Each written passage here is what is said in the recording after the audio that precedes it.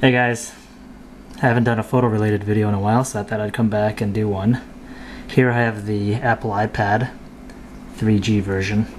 The main reason why I got it is because of the big screen, and it's excellent for photo viewing and organizing. So I'll just go here.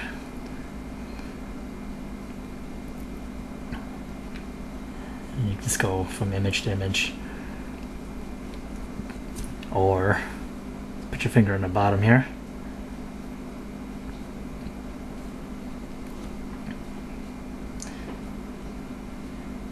And if you save it in a higher resolution, you can actually pinch and zoom in, which is kind of cool.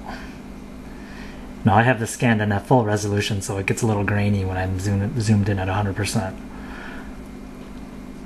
But basically the screen resolution, if you want to save it for the iPad and save some room, it's 1024 by 768, so 1024 wide by 768 high.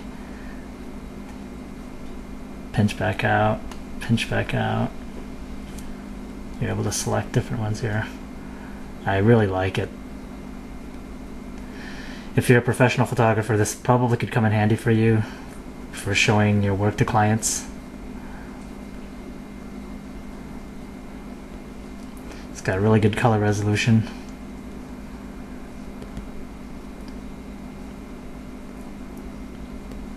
This is a 64 gig version, so I'm able to store a lot of images here.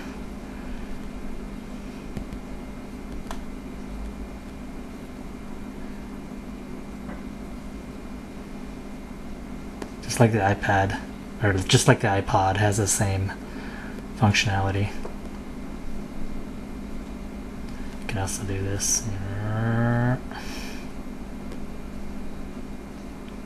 Pinch in more. It's kind of cool.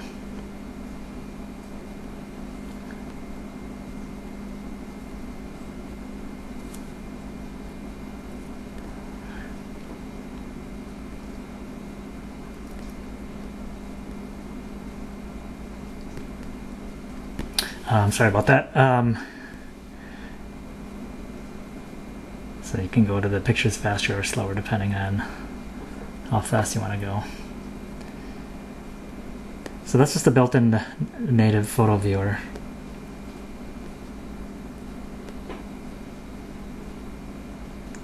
It's my camera.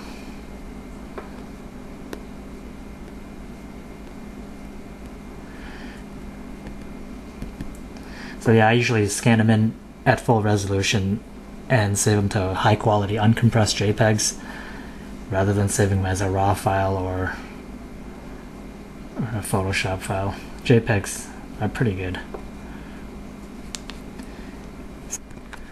Another cool photo related app is called Light Trac, and what that does, it'll give you the angle of the sun in relation to the time of day. You can pan back and forth. It's pretty cool. Let me show you here. So the Light Trac basically uses Google Maps, or you can overlay it with a satellite image. And the cool thing about that is it'll tell you what time of day that the sun will be falling on your subject. This is good for landscape photographers, I guess, or people that kind of want to know, where's the sun going to set in a particular area. So, say I'm standing there, and you can pan the timeline here.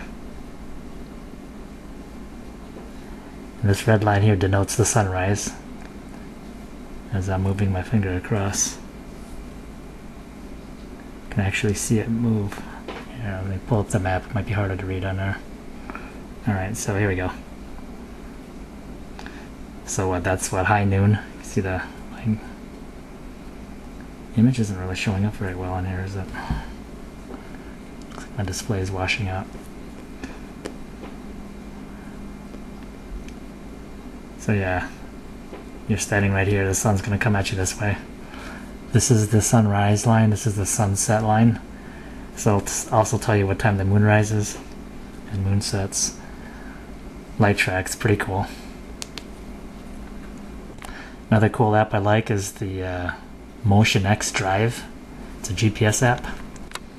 The cool thing about this app is it allows you to cache your maps, pre-cache your maps.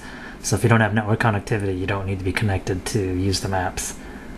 can zoom in, zoom out, it scales pretty nicely. The iPad reminds me of a lot of the, this will tag me as a geek, but too late.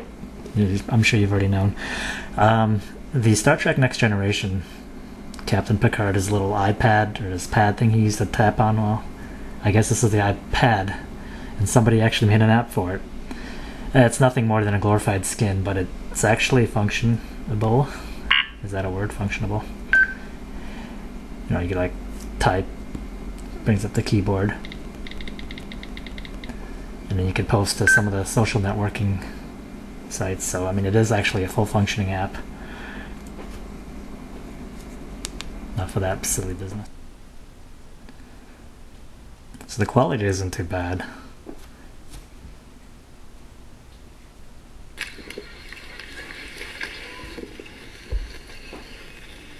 I don't know if you can hear it here.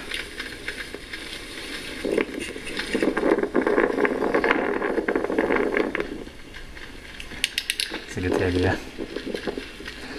Just me riding a bike with a camera in my hand.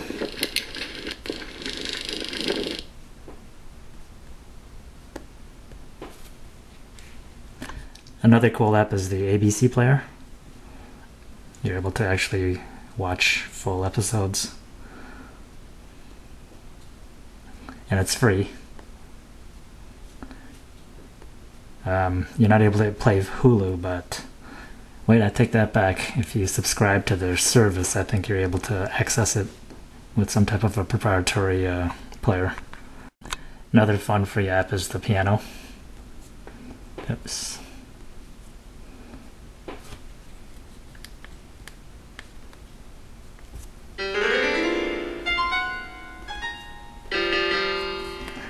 I mean, it's not the greatest, but it's better than nothing.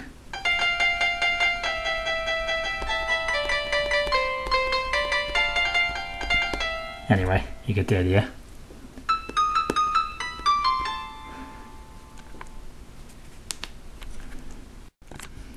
The other cool thing about this iPad is Apple makes a photo connections kit, which basically is a USB dongle and a SD card reader, and what you do is you just plug it in on the bottom of the iPad where it charges, and you can plug in your secure digital SD memory card and load your pictures that way.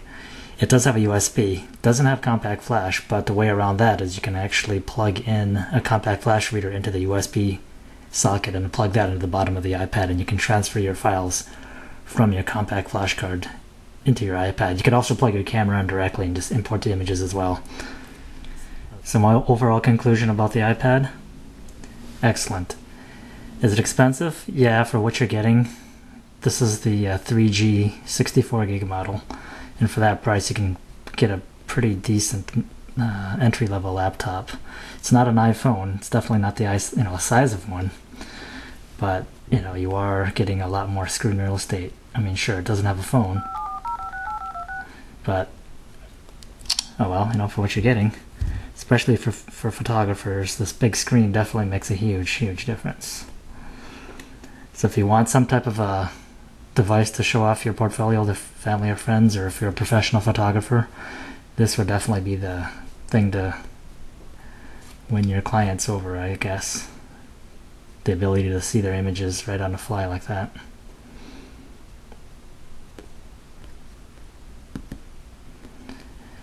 And of course, I would recommend getting the 3G model just for the GPS chip. The standard Wi-Fi version does not have the GPS. Okay, hopefully you've enjoyed this little ranting and raving. Until next time, see you guys later.